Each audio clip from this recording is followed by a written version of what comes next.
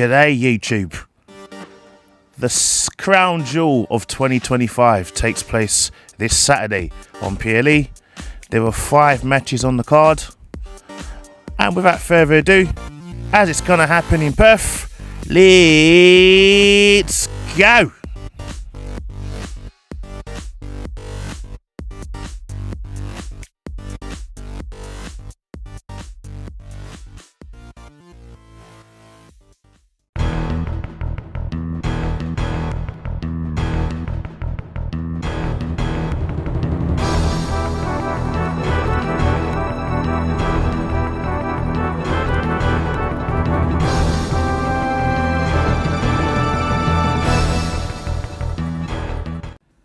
If any of you would like to be updated on any future videos I'm about to release, or just to follow me in general, you can follow me on X at www.x.com/Manlykefresh.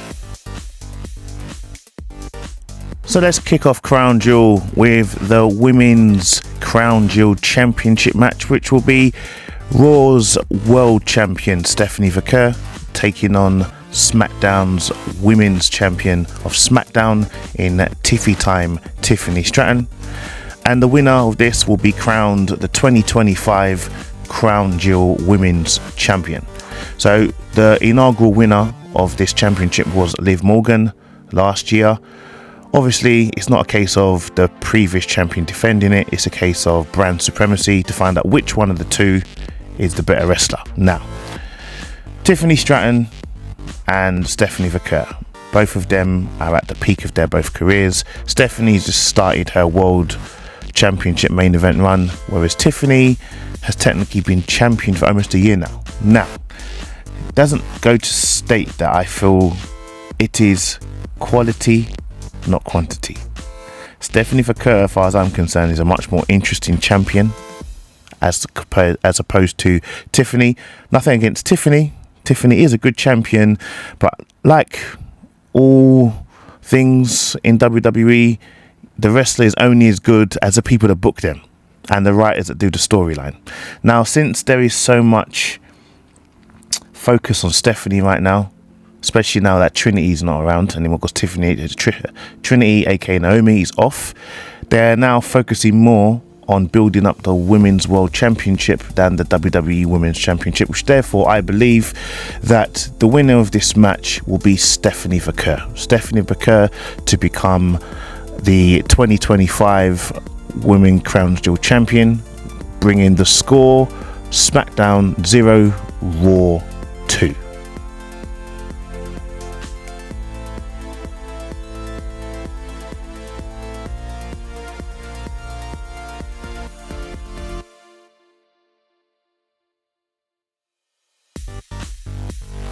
So the continuation of this rivalry of Roman Reigns and Bronson Reed continues in Perth today, where Roman Reigns will challenge the hometown boy Bronson Reed in an Australian street fight. Now, I don't know personally what an Australian street fight is. I never actually followed Bronson Reed's career prior to him joining WWE, though I'd be quite intrigued to follow his career before, after this PLE, or after I even see what this match is about. So basically, it's definitely going to be a street fight. So probably based on the gimmick of it all, he's probably going to have, like, I don't know, without sounding, not trying to sound discriminative, but it's probably going to be a boomerang in there. Probably going to be a couple of Australian, like, memorabilia in the match, which he's going to use. And obviously you're going to have a kendo stick, you're going to have a chair and all those kinds of stuff in the ring. Now, with the way that this rivalry has been going on, it's been quite one-sided in victories. The only way that Bronson Reed really truly dominates Roman is after the match, beats him up, same old rubbish. Roman goes missing for a couple of weeks and then comes back ready to fight again. Like, you know, they need to find a better way to write Roman off personally. But I feel like a win for Roman will technically damage Bronson Reed. So I'm going to give this match to Bronson Reed, possibly Braun Breaker getting involved, probably Seth Rollins getting involved, probably just generally just taking like the whole vision thing to another level, costing Roman the match. So I'm going to give this to Bronson Reed, as it's his hometown, so Bronson Reed to win.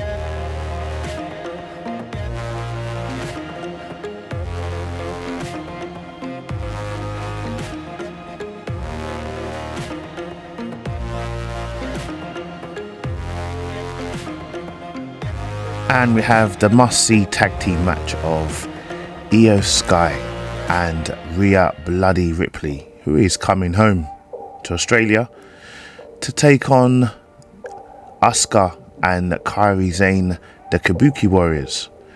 So we all knew from even before this match even took place that at some point Asuka was going to turn on Io. It's been, the writing's been on the wall for months now. We could see it, and it finally happened when Kairi interfered.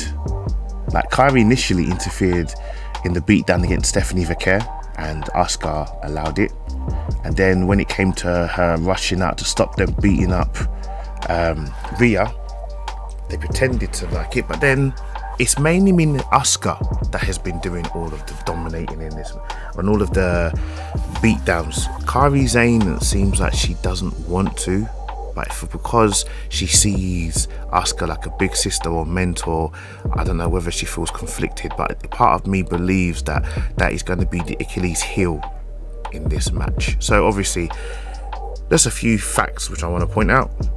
All four of these women are from this part of the world, though Kairi, Asuka and Io are from Japan. Japan and Australia literally a couple of hours away from each other, and Rhea is literally back home. So it's going to be a very, very great match in terms of fans being pleased. Now, because I feel Kairi Sane is the weak factor in this match, I'm going to give this win to Io Sky and Rhea Bloody Ripley. So Rhea Bloody Ripley and Io Sky to win this match. And what does that mean for Kairi and Asuka moving forward?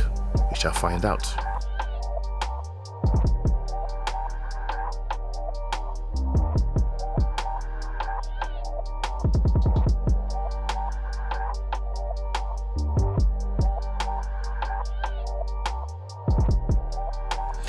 And obviously for the last time ever, we're having John Cena taking on AJ Styles, which should be an absolute epic match. Now, after that complete abysmal match, that diabolical one-sided beatdown that John Cena had with Brock Lesnar at WrestlePalooza last month, it would be refreshing to see the way these two will conduct themselves, as they've had some great matches back in 2017, 2016 and 2018. I believe they've had matches, but obviously that was almost 10 years ago, and 2025 now.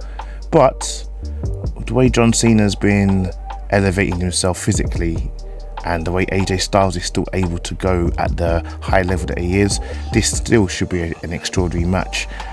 Not really been much of a match build up to this match, as John Cena's not been around, but the one promo that we did have was AJ Styles, this past Monday, doing a shoot promo about how him and John Cena will leave Raw in the ring, and paying tribute to excuse me, to John Cena and all his accomplishments. But it doesn't mean AJ Styles won't play dirty. I think AJ Styles wants this win just as much as John Cena, but I feel John Cena is going to take the victory in this match. Hopefully AJ Styles won't turn heel. Hopefully this will be just a nice memorable match where the two shake hands after the conclusion, but John Cena to win.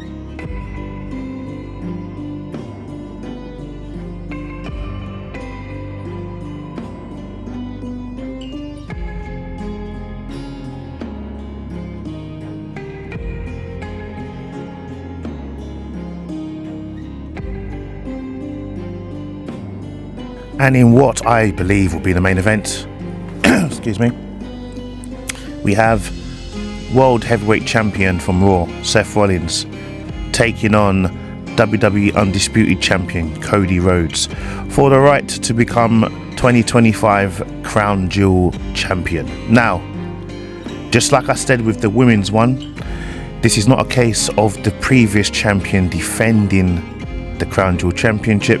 It is a case of who is the better man and who is going to be crowned this year. Ironically though, with Cody, it is a case of defending it because he was the inaugural champion of last year, beating Gunther.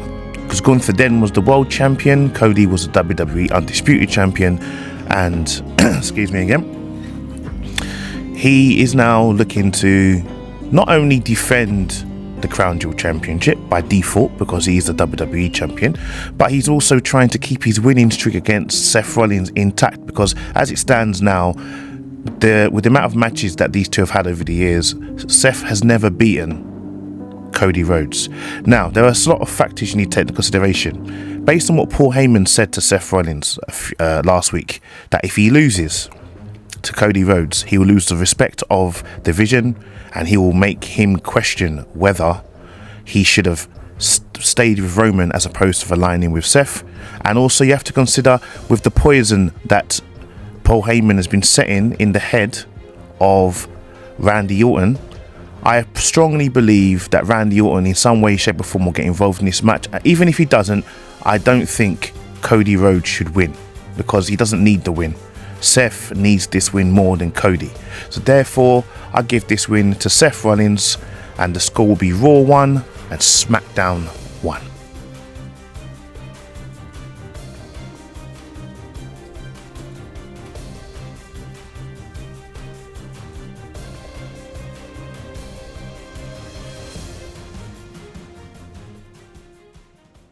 With all my predictions now covered, stay tuned for my final thoughts.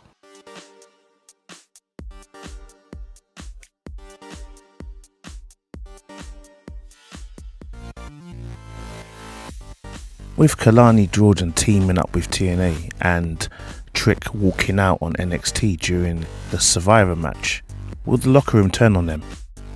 With the Ruler now losing his NXT Championship to Ricky Saints, is it time for Oba to come to the main roster? And what brand will he end on, Raw or SmackDown?